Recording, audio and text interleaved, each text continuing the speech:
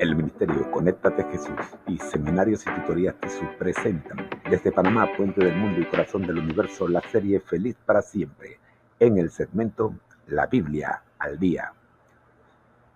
Escudriñad las Escrituras, porque a vosotros os parece que en ella tenéis la vida eterna, y ellas son las que dan testimonio de mí. Juan, capítulo 5, versículo 39. Escuchemos el capítulo de hoy.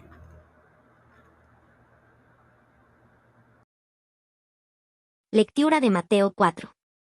El juzgar a los demás. 1. No juzguéis, para que no seáis juzgados.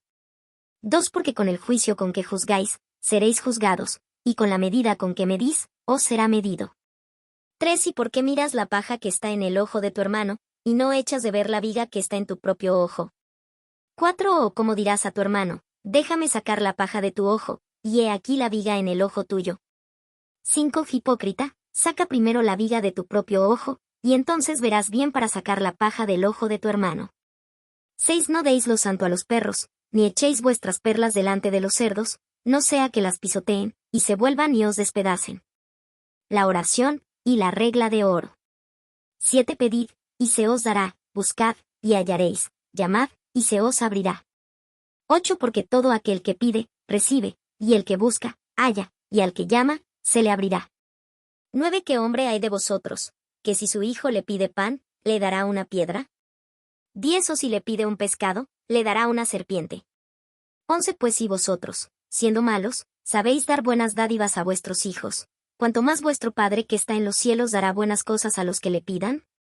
12. Así que, todas las cosas que queráis que los hombres hagan con vosotros, así también haced vosotros con ellos, porque esto es la ley y los profetas.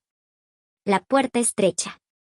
13. Entrad por la puerta estrecha, porque ancha es la puerta, y espacioso el camino que lleva a la perdición, y muchos son los que entran por ella.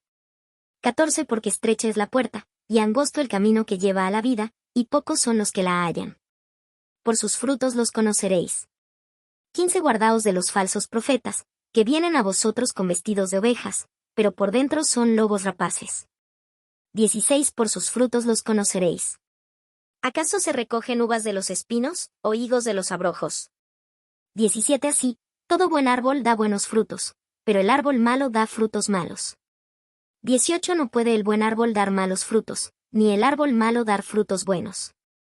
19. Todo árbol que no da buen fruto, es cortado y echado en el fuego. 20. Así que, por sus frutos los conoceréis. Nunca os conocí. 21. No todo el que me dice, Señor, Señor, entrará en el reino de los cielos, sino el que hace la voluntad de mi Padre que está en los cielos. 22. Muchos me dirán en aquel día, Señor, Señor, ¿no profetizamos en tu nombre, y en tu nombre echamos fuera demonios, y en tu nombre hicimos muchos milagros? 23. Y entonces les declararé, nunca os conocí, apartaos de mí, hacedores de maldad. Los dos cimientos. 24. Cualquiera, pues, que me oye estas palabras, y las hace, le compararé a un hombre prudente, que edificó su casa sobre la roca. 25. Descendió lluvia, y vinieron ríos, y soplaron vientos, y golpearon contra aquella casa, y no cayó, porque estaba fundada sobre la roca.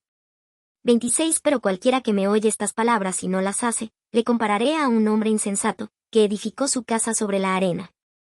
27. Y descendió lluvia, y vinieron ríos, y soplaron vientos, y dieron con ímpetu contra aquella casa, y cayó, y fue grande su ruina. 28. Y cuando terminó Jesús estas palabras, la gente se admiraba de su doctrina. 29. Porque les enseñaba como quien tiene autoridad, y no como los escribas. Análisis de Mateo 4. Te invitamos a leer este capítulo a través del siguiente enlace. ¿Sabías que existen diferentes tipos de tacto? Para esta presentación, compartimos los tipos de toque que aparecen en el sitio web Virtual Lab School. Toque amistoso. Un toque hecho a propósito por alguien en quien confías, por ejemplo, cuando ves a un amigo y se abrazan. Contacto cariñoso. Un toque hecho a propósito por alguien a quien quieres y que te quiere, por ejemplo, cuando tus padres o tutores te dan un abrazo y un beso antes de irte al colegio. Contacto fijo. Un contacto que se hace a propósito y que puede doler, por ejemplo, cuando te limpian un rasguño, pero sigue siendo un buen contacto por su intención. Contacto accidental. Toque que no se hace a propósito y que podría herirte o darte un susto. Por ejemplo, cuando estás jugando a un juego con tu amigo y este choca contigo, tirándote al suelo. Toque de invasor del espacio. Toque que puede ser a propósito o no y que se produce cuando alguien está demasiado cerca de ti y te incomoda. Por ejemplo, alguien que se sienta cerca de ti en la cafetería. Contacto hiriente.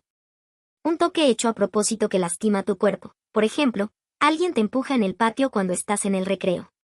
Tacto problemático. Un toque hecho a propósito que puede confundirte o hacerte sentir enojado y que debes contarle a un adulto de confianza. Por ejemplo, cuando alguien toca o agarra tus partes íntimas, o pide ver tus partes íntimas, o muestra sus partes íntimas. Mateo capítulo 8 versículos 3 menciona un tipo de toque que no se menciona en la lista anterior, un toque sanador. Aunque era ilegal tocar a un leproso según las leyes levíticas, Jesús lo tocó. Leamos este texto para ver qué podemos aprender de él. Mateo 8 versículos 1 a 3. Cuando descendió Jesús del monte, le seguía mucha gente. Y he aquí vino un leproso y se postró ante él, diciendo, Señor, si quieres, puedes limpiarme. Jesús extendió la mano y le tocó, diciendo, quiero, sé limpio. Y al instante su lepra desapareció. Las leyes sobre la lepra eran muy claras. La persona que padecía esta enfermedad era declarada impura o inmunda por el sacerdote y debía ser expulsada del campamento. Véase Levítico 15.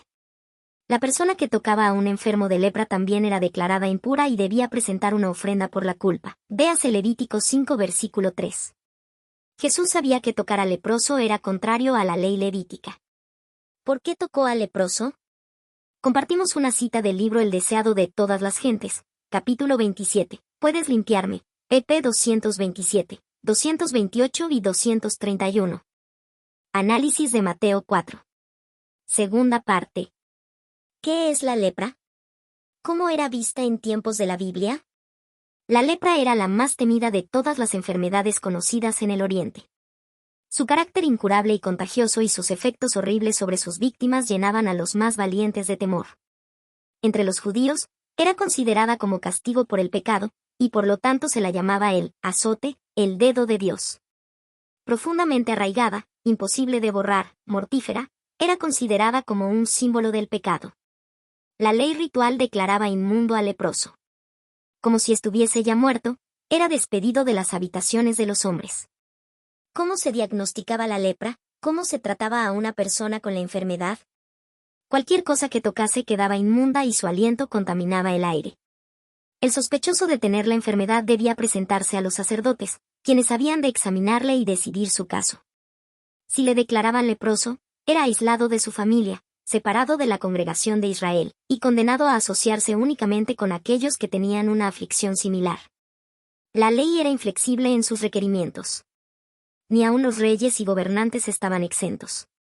Un monarca atacado por esa terrible enfermedad debía entregar el cetro y huir de la sociedad.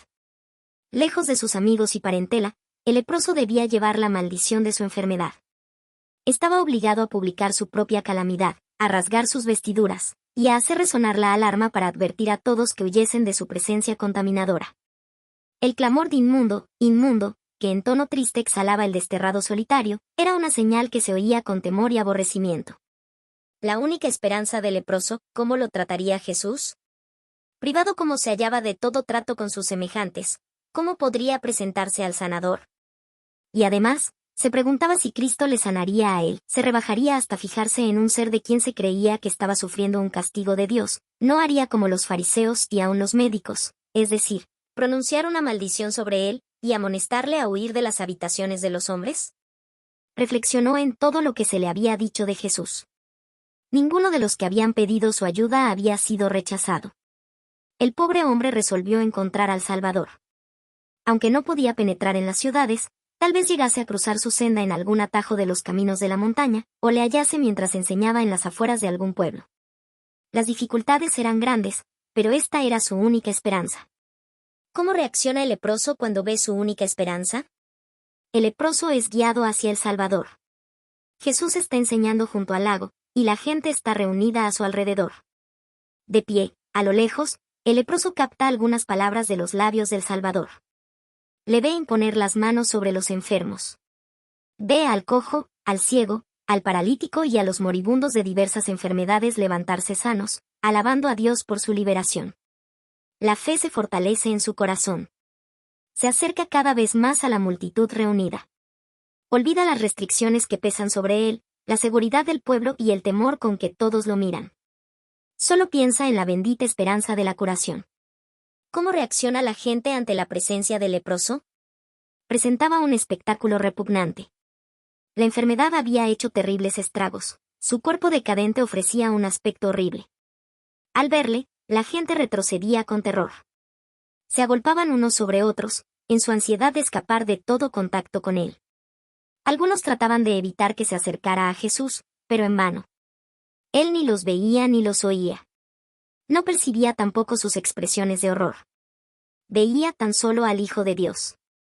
Oía únicamente la voz que infundía vida a los moribundos.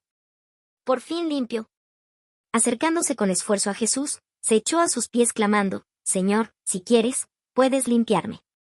Jesús replicó, «Quiero, sé limpio», y puso la mano sobre él. Inmediatamente se realizó una transformación en el leproso. Su carne se volvió sana, los nervios recuperaron la sensibilidad, los músculos, la firmeza. La superficie tosca y escamosa, propia de la lepra, desapareció, y la reemplazó un suave color rosado como el que se nota en la piel de un niño sano. Nosotros también hemos contraído una enfermedad mortal, la lepra del pecado. ¿Te lo imaginas? Después de no tener contacto humano con nadie a causa de la enfermedad, el primer contacto que recibe es del Salvador. Debió sentirse muy bien al recibir un toque amistoso y sanador. ¿Pero sabíamos que también hemos contraído una enfermedad mortal? Es la lepra del pecado. El libro El deseado de todas las gentes nos dice lo siguiente. La obra de Cristo al purificar al leproso de su terrible enfermedad es una ilustración de su obra de limpiar el alma de pecado. El hombre que se presentó a Jesús estaba lleno de lepra. El mortífero veneno impregnaba todo su cuerpo. Los discípulos trataron de impedir que su maestro le tocase, porque el que tocaba a un leproso se volvía inmundo. Pero al poner su mano sobre el leproso, Jesús no recibió ninguna contaminación. Su toque impartía un poder vivificador. La lepra fue quitada. Así sucede con la lepra del pecado, que es arraigada, mortífera e imposible de ser eliminada por el poder humano. Toda cabeza está enferma, y todo corazón doliente. Desde la planta del pie hasta la cabeza no hay en él cosa ilesa, sino herida, hinchazón y podrida llaga, Isaías 1 versículos 5 y 6. Pero Jesús, al venir a morar en la humanidad, no se contamina. Su presencia tiene poder para sanar al pecador. Quien quiera caer a sus pies, diciendo con fe, «Señor, si quieres, puedes limpiarme», oirá.